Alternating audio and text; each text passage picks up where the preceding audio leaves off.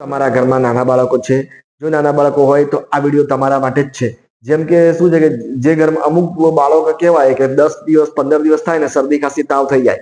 ઘણી વખત શું છે કે ઋતુ બદલાઈને બીમાર પડે. ઘણી વખત શું ચોમાસામાં કે એવી કોઈ ખરાબ ઋતુ આવે ને ભેજવાળી હોય તો એમાં શું વારે ઘડીએ અઠવાડિયા બીમાર થઈ જાય, શરદી થઈ જાય, ખાંસી થઈ જાય, તાવ આવી જાય. અને ઘણી વખત તો કેવું છે, લોકલ ટ્રીટમેન્ટ આપણે કરવા છતાં બી એમને લાંબી ટ્રીટમેન્ટની જરૂર પડે. કોઈ એડમિટ થવું પડે બાળકોના દવાખાનામાં. તો એનો મતલબ એ છે કે એ બાળકમાં ઇમ્યુનિટી પાવર ઓછો છે, એટલે કે રોગ પ્રતિકારક શક્તિ ઓછી હોય છે. હવે આ બાળકો માટે શું છે કે જો તમે રોગ પ્રતિકારક શક્તિ વધારી હોય તો શું છે, સિમ્પલ નિયમ, દેશી ઇલાજ આપણે ઘરનો કહીએ તો કે બાળક કઈ કસરત તો કરવાની નથી, કે કઈ નાના બાળકો કઈ ઉપવાસ નથી કરવા, ઉપવાસથી બી રોગ પ્રતિકારક શક્તિ હોય છે. તો આવા બાળકોને આપણે શું કરી શકીએ? તો કે પહેલા તો આપણે થોડી ઘણી એટલી ખબર હોવી જોઈએ, કદાચ કોઈ બાળક કેવું હોય કે વારે ઘડીએ ચોકલેટ, આઈસ્ક્રીમ ને એવું ખાતું હોય તો કદાચ એનાથી એમને ગળું બેસી જાય, શરદી જેવું થતું હોય તો એનાથી દૂર રાખવા જોઈએ. અને આપણને ઋતુ બદલાતી હોય ને કઈ અંદાજ ના આવતો હોય વારે, તો તમે શું કરી શકો, બાળકમાં એક વખત વિટામિન સી તમે આપી શકો છો. હવે વિટામિન સી શામાં મળે એ આપણને ખબર હોવી જોઈએ. વિટામિન સી જે ખટ્ટા મીઠા ફળ છે, જેમ કે આમળા છે, દ્રાક્ષ છે, પછી નારંગી છે, મોસંબી છે, લીંબુ શરબત છે, એટલે કે આવા 4-5 જે ખટ્ટા મીઠા ફળો છે એમાં વિટામિન સી સારી માત્રામાં હોય છે. અને શું છે કે બાળકોને જો ગમે એવા બી ફળ છે, કદાચ આમળા એવું બાળક ના ખાય આમળા, પણ શું છે લીંબુ શરબત કે એ બી કદાચ ના ખાય, પણ અત્યારે શું બાળકો માટે સારામાં સારું કહેવાય તો નારંગી, મોસંબી, દ્રાક્ષ આ વસ્તુ એવી છે કે જે બાળકો કન્ટિન્યુ 3-4 મહિના ચાલુ રાખી શકે છે. એમાં નારંગી બહુ બેસ્ટ છે, કારણ કે નારંગીમાં શું સ્વાદ બી મીઠો હોય છે અને બાળકને ગમી જાય એવું હોય છે. તો તમે અમુક શું છે કે તમને લાગે કે ધારો કે ચોમાસામાં મોસ્ટ ઓફ જનરલી આપણે વાત કરીએ તો ચોમાસામાં બાળકો વધારે બીમાર પડતા હોય એ ઋતુ, કાં તો પછી શિયાળામાં વધારે બીમાર પડતા. તમને એવું લાગે કે મારું બાળક શિયાળામાં પડે છે કે ચોમાસામાં પડે છે, તમને ખબર પડશે પડે છે. તો ધારો કે ચોમાસામાં પડતું હોય તો ચોમાસાના 1 મહિના શરૂઆત થતી હોય ને, ચોમાસાના 1 મહિના અગાઉથી તમે નારંગી ચાલુ કરી શકો છો. તો ઘણી વખત કેવું છે કે તમે 4-5 મહિના સલંગ ચાલુ રાખો, જી ચાલો એવું નારંગી એવું નહીં કહેતો, બાળકને જે ગમતું હોય તે બધામાં વિટામિન સી છે. આમળા છે, જામફળ છે, સફરજન છે, દ્રાક્ષ છે, મોસંબી છે, નારંગી છે. અને વધારેમાં વધારે જો સારી માત્રામાં મળતું હોય ને તો નારંગી, મોસંબી એમાં જે એટલે ખટ્ટા મીઠા ફળ હોય ને એમાં વધારે હોય, એટલે તમને ખબર પડી જાય કે વિટામિન સી આમાં સારી માત્રામાં છે. તો એ તમે 4-5 મહિના કન્ટિન્યુ રાખો. ચોમાસાના 4-5 મહિના થોડો ઘણો ખર્ચો લાગે આપણને, પણ આપણે શું છે કદાચ આપણું બાળક શું છે કે આપણું નસીબ સારું હોય તો આપણે આગળ મોટી શું છે હોસ્પિટલ સુધી જવું ના પડે એ શરદી ખાંસી નોર્મલ વાયરલ ઇન્ફેક્શનમાં. અને ઘણી વખત તો શું છે કે જો આ આપણે કન્ટિન્યુ રાખીએ તો શું છે કે ઘણી વખત આપણું બાળક બીમાર બી પડે તો પણ જલ્દી સારું થઈ જાય. એટલે પેલી લોકલ ટ્રીટમેન્ટ આપણે કરીએ તો બી આપણને સારું, એટલે એ રીતે બી થોડો ફાયદો છે. થોડું આપણને એટલું નોલેજ હોવું જોઈએ કે વિટામિન સી શામાંથી મળે છે. બસ, તો વિટામિન સી સારી માત્રામાં તમે લો દિવસમાં રોજ તો ચાલુ રાખો તો શું છે બાળકમાં સારી એવી ઇમ્યુનિટી પાવર વધી શકે છે. પણ કન્ટિન્યુ રાખવું પડે 3-4 મહિના. કઈ એવું નથી કે 2 દિવસ પીધું 4 દિવસ ગેપ પડે, 4 દિવસ પીધું 10 દિવસ ગેપ પડે, એમાં કઈ એટલું બધું મજા ના આવે. તમને એવું લાગતું હોય કે મારા બાળક વધારે હેરાન થાય છે, અમારે વધારે હેરાન થાય છે અને અમારે આગળ એડમિટ થવું પડે છે અને અમે વધારે થઈ જાય, અથવા ઘણી વખત એવું લાગે વારે ઘડીએ શરદી ખાંસી થાય છે, કફ થઈ જાય છે, અસ્થમા થઈ જાય છે અને એડમિટ, શિયાળામાં બી આ બાળકોને અમુક પ્રોબ્લેમ હોય છે કે અસ્થમામાં એડમિટ થવું પડતું હોય છે, શ્વાસ નાશ મુકા, એટલે એ બધું તમને એવું લાગે કે મારું બાળક વધારે હેરાન થાય છે અને અમારે વધારે તકલીફ પડે છે, તો એક આ ઓપ્શન ટ્રાય કરી જોવા એવો છે. એક દેશી ઇલાજ કહેવાય આપણે, કે જેનાથી શું છે કે બાળકને ઇમ્યુનિટી પાવર વધી શકે છે.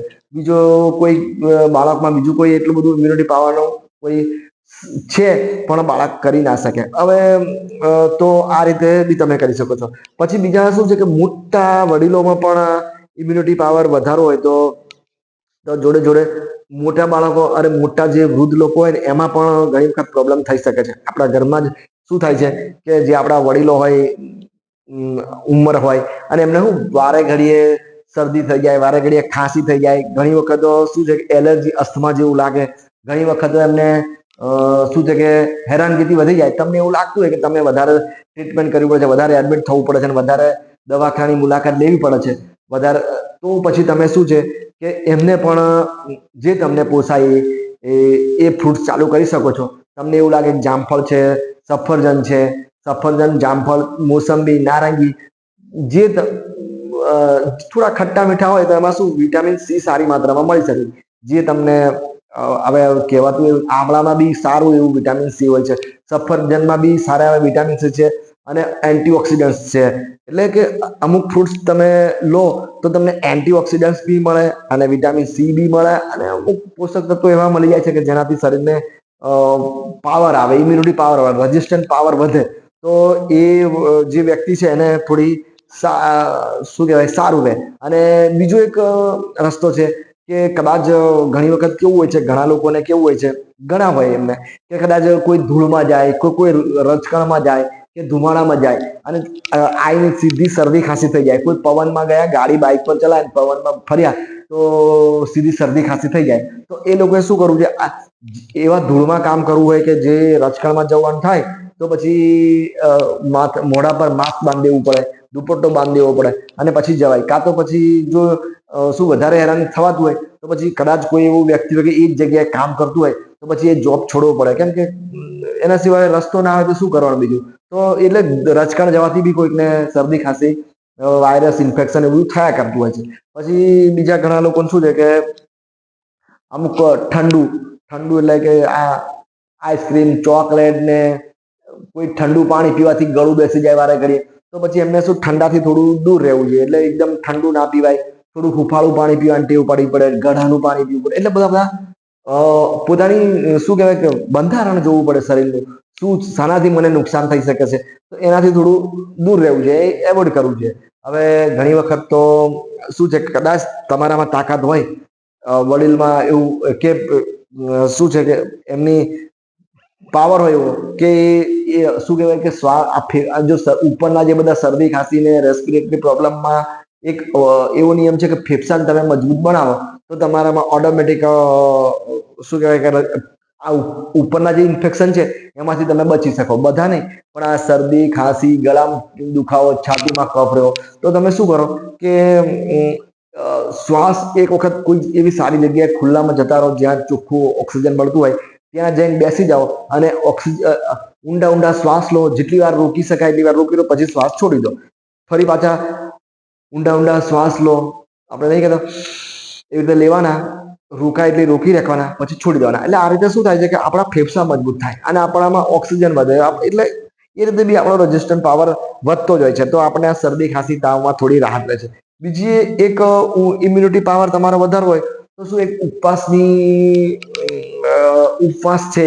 ઉપવાસથી બી ઇમ્યુનિટી પાવર વધતો હોય છે. હવે ઉપવાસ જનરલી બાળકો માટે નથી, બાળકો નથી કરી શકતા ઉપવાસ, પણ અમુક ઉંમરવાળા હોય, આપણા જેવી ઉંમરના હોય, વચ્ચેની ઉંમર હોય, કાં તો ઓલ્ડ એજમાં ઉપવાસ કરી શકતા હોય તો તમે ઉપવાસ કરી શકો છો. હવે ઉપવાસનો અઠવાડિયામાં 2 કરો, 3 કરો, 1 કરો, ધીરે ધીરે થોડી વધારે તકલીફ રહેતી હોય તો અઠવાડિયાના 3 પણ કરો તો ઇમ્યુનિટી પાવર વધે. ઉપવાસનો એક નિયમ છે કે તમે એ પ્રમાણે ઉપવાસ કરો તો જ તમારો પાવર આવે. બાકી કઈ આડાધડ ઉપવાસ કરો તો નહીં આવતો. જો ઉપવાસમાં શું નિયમ યાદ રાખવાનો, એક ટાઈમ જમવાનું, એટલે સાંજનું જમવાનું જે હોય છે આપણું, એ બને ત્યાં સુધી સૂરજ ડૂબતા પહેલા જમી લેવાનું. સૂરજ ડૂબતા પહેલા જમી લો તમે અને આખી રાત કોરી કાઢો. આખી રાત પછી કશું ખાવાનું નહીં. વચ્ચે કઈ રાત્રે ચા, નાસ્તો આ બધું કશું નહીં લેવાનું. એટલે શું આખી ઇમ્યુનિટી કેવી રીતે વધે આપણે એ કહું. તો પછી તમે આ રીતે ઉપવાસ કરશો અને સાંજે જેટલું બને એટલું સાંજે 5 થી 6 સૂરજ ડૂબતા પહેલા જમશો તો તમને ફાયદો થાય. તો રાત્રે તમે શું કરો, કશું ના લો. સવારે ઉઠીને તરત યાદ રાખો કે જ્યારે આપણે સવારે ઉઠીએ છીએ ત્યારે આપણું જે ભોજન છે બધું આખી રાત ક્રિયા થઈ, બધા કોષો કરી, એમાં બધું પચી ગયું છે. તો હવે સવારે આપણા કોષોને શું છે, કેલરીની જરૂર પડે. સવારે કેમ કે તમે કામ કરો કે ના કરો, તમારા શરીરને કેલરીની જરૂર પડે છે. તો તમે કોષોને કેલરી ક્યાંથી મળશે? જો તમે ઉપવાસ કરશો, કશું આપશો નહીં, કશું જ ના આપો, તો ચામાં બી 50 કેલરી હોય છે. તો એ ચા બી એવોઈડ કરો. બને ત્યાં સુધી 9-10 વાગ્યા સુધી તો એવોઈડ કરો, 9 વાગ્યા સુધી એવોઈડ કરો. તો શું એ 3 કલાકમાં બી તમારામાં શરીરના કોષો કેલરી ક્યાંથી લેશે? તો એ કેલરી લેવા માટે કોષો આજુબાજુમાં જે આપણી જમા ચરબી, આ પાણી પીવાય પણ આજુબાજુમાં જે જમા ચરબી છે ત્યાંથી લેશે, કાં તો પછી આપણા શરીરમાં કોઈ વાયરસ ઘૂસી ગયા હોય એમને મારીને ખાશે, કાં તો પછી આપણા શરીરમાં કોઈ એવી ખરાબ ગ્રોથ થતી હોય, કેન્સરની ગ્રોથ થતી હોય કે એવી કોઈ મોટી ખરાબ ગ્રોથ થતી, એમાંથી મારી ખાય. કેમ કે એ નિયમ છે પ્રકૃતિનો કે જીવવા માટે જે આજુબાજુ જે નબળું હોય એને મારીને ખાઈ જવાનું. હમણાં તો કેન્સરના સેલ્સ નબળા છે. હમણાં કોઈ નવો વાયરસ આવ્યો શરીરમાં, એ એકદમ ઓછી સંખ્યામાં છે, તો એને મારી શકાય. પછી વધી જાય ત્યારે તકલીફ પડે છે. તો એ જ રીતે શું છે કે રોજ તમે સવારે ઉઠીને જેટલું બને એટલું ખેંચાય એટલું ખેંચો. કેમ કે ખરેખર ઉપવાસ તો આપણે સવારથી ચાલુ થાય. સાંજે તો આપણે ભલે 6 વાગે આપણે ખાધું, આખી રાત કઈ જ નહીં ખાધું, પણ જે બધી કાર્ય તો એમનો આપણા જે કોષોની જે પચાવવાની ક્રિયા તો ચાલુ રહી ને. હવે એટલે એમને તો જે ભોજન લીધું એમાંથી શક્તિ મળતી ગઈ ને કેલરી મળતી ગઈ, એટલે એમને વાંધો નથી આવતો. પણ સવારે જ્યારે સવારે આપણે 10-12 કલાક થઈ જાય પછી ખરેખર ઉપવાસ કહેવાય. કેમ કે એ ટાઈમમાં આપણા જે શરીરના બધા કોષો છે એને કોઈ જગ્યાથી કેલરી મળે નહીં. એટલે એ કેલરી ક્યાંથી લે આપણે મનથી વિચારો, આપણે મોઢામાંથી બંધ કરી દઈએ. તો હવે આ રીતે ઉપવાસનું મહત્વ છે. તમે 3 કલાક ખેંચી શકો, 4 કલાક ખેંચી શકો, 12 વાગ્યા સુધી ખેંચી શકો, 2 વાગ્યા સુધી ખેંચી શકો, અથવા સીધો સાંજે 6 વાગે તમે 6 થી 6, તો શું છે એ વધારે ફાયદો કરે. એમાં શું દિવસ દરમિયાન ફક્ત તમે પાણી લો, પાણીવાળા ઉપવાસ કરો તો જ તમને ફાયદા દેખાય. વજન બી તૂટે, રોગ પ્રતિકારક શક્તિ બી આવે, અને અમુક ખરાબ કોઈ અંદર જંતુ કોઈ એવા ખરાબ સેલ્સ વિકસ્યા એ બી તમારા નાશ પામે. તો એના માટે ફક્ત પ્રવાહી પર રહેવું પડે. એટલે પ્રવાહીમાં પાછા લસ્સી ને, શરબત ને, કોઈ જ્યુસ ને, ફ્રૂટ સલાડ ને એવું બધું લેશો તો એમાં કેલરીના ફૂલ ભંડાર. તો એ નહીં ચાલે. ફક્ત પાણી અથવા આપણું કોઈ એવું ફ્રૂટ જ્યુસ જાતે ઘરે બનાવો. કંપનીમાં લેશો તો ખરાબ, કોઈને કંઈક અંદર નાખી શું નાખે ખબર ના પડે. એટલે આપણું જાતે કદાચ ઓછા કરે. મોરસ નહીં નાખવાની, મોરસ નાખો તો ફૂલ કેલરી.